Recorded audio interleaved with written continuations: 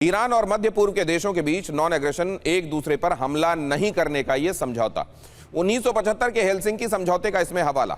प्रस्ताव को किसका समर्थन है? यूरोपीय देशों और ईयू संस्थाओं का समर्थन इसको मिल चुका है। अरब देशों और ईरान का समर्थन भी इसको मिल सकता है, यह भी समझा जा रहा है। खाड़ी देशों में यूनाइटेड स्टेट्स सैन्य ठिकानों के खिलाफ है ईरान।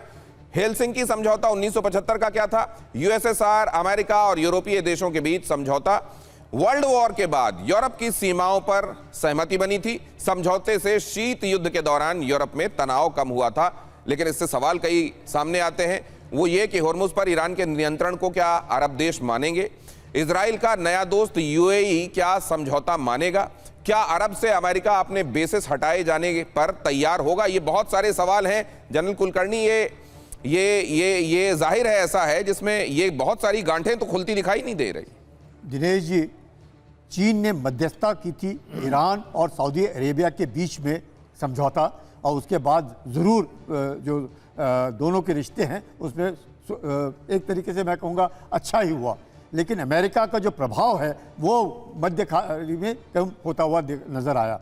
लेकिन इस तरह के जब नॉन एग्रेशन पैक्ट होगा जिसपे चीन की मध्यस्थता होगी, अरब, सऊदी अरेबिया और ईरान के बीच में लड़ाई झगड़ा नहीं होगा, क्योंकि अभी आप देखते हैं कि किस प्रकार से सऊदी अरेबिया ने भी ईरान के ऊपर अपना मिसाइल डाला है, यूएई ने भी डाला है। तो आप समझ सकते हैं लड़ाई यूएई और ईरान के बीच, सऊदी अरेबिया और ईरान के बीच। और अगर इस नॉन एग्रेशन पैक्ट के द्वारा ईरान और सऊदी अरेबिया के बीच में समझौता हो जाता है और इसमें फिर से अगर रोल चीन की मध्यस्थता दिखाई देती है, तो आप समझ सकते हैं कि यूएसए का जो प्रभाव है पूरा का पूरा मिडिल ईस्ट में किस तरीके से कम होता दिखाई देगा। और इनको भी, जीसीसी कंट्रीज को भी ये लगा होगा कि इतना सब कुछ करने के बाद, बिलियंस ऑफ डॉलर्स का इक्विपमेंट लगाने के बाद, आप देख रहे हैं कि अबू धाबी में क्या हुआ, किस प्रकार से यूएई में क्या हुआ, किस प्रकार से सऊदी अरेबिया में, बहरीन में, ओमान में, कतर में किस तरीके से नुकसान ईरान ने पहुंचाया है। तो अगर नॉन एग्रेशन पैक्ट होता है तो बहुत अच्छी बात है,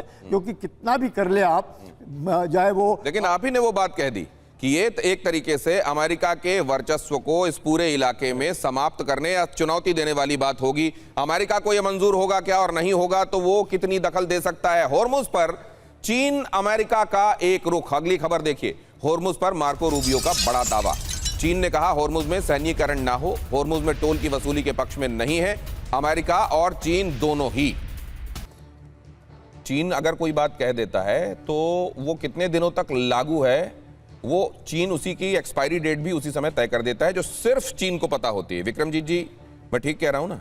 नहीं दिनेश जी, वो एक अलग बात है। मैं आपको ये तो, बल्कि बात तो जो कही उन्होंने ठीक कही है कि टोलिंग सिस्टम नहीं होना चाहिए। देखिए, ये तो अगर एक जगह आपने टोल लगा दिया एक स्टेट में, तो कल को चीन भी लगा सकता है, ताइवान स्टेट में, मलक्का स्टेट में, इंडोनेशिया, सिंगापुर, मलेशिया लगा सकते हैं। फिर तो ये ऐसी एक होड़ शुरू हो जाएगी कि सभी लोग बोलेंगे जी हमने अपना टोल प्लाजा खोल लिया है, हमें एक इजी इनकम मिल जाएगी, which is actually against the UN convention on laws of seas. तो इस बात पे तो मैं सहमत हूं, और मतलब पूरी दुनिया ही सहमत है। और हमने अपना टोल प्लाजा खोल लिया और आप चाहें तो फास्ट टैग निकाल के लगा के मतलब फास्ट टैग लगाएं या अनइंटरप्टेड जाएं या ना रुके, लेकिन टोल तो लगेगा ही। तो वो तो ये तो अच्छी बात कही चीन ने कि नहीं लगना चाहिए, और इस बात से हम सहमत हैं, इसमें कोई दो राय नहीं है। नहीं, लेकिन मैं ये जानना चाहता हूं कि ये दिस इज अबाउट ये केवल गैलरी को दिया गया मैसेज है, ये अमेरिका को बोल दी गई बात है, या ये वाकई मीन करते हैं कि उसके बाद वो फोन उठाएंगे और ईरान को कहेंगे कि अब ये बंद कीजिए यहां से? देखिए दिनेश जी, अभी तो उन्होंने बोला है कि हम सहमत हैं आपसे, तो आइडियोलॉजिकली दोनों एक ही प्लेटफॉर्म पे हैं, और जो कि बिल्कुल सही है। दुनिया सबसे ज्यादा नुकसान तो, जब हम इतने दिनों से डिस्कशन यही करते आए हैं कि मेजॉरिटी ऑफ तेल तो चाइना को ये वैसी बात है ना विक्रमजीत सर, कि आप अगर रोड पर निकल जाएं और लोगों से ये पूछें कि बताओ ईमानदार होना चाहिए कि बेईमान होना चाहिए, तो बेईमान भी कोई होगा वो यही बोलेगा नहीं ईमानदार होना चाहिए। तो यहां पर इससे ज्यादा इसका महत्व है या सिर्फ कहने तक ही सीमित है? मार्को रूबियो को यह भी बताना चाहिए था।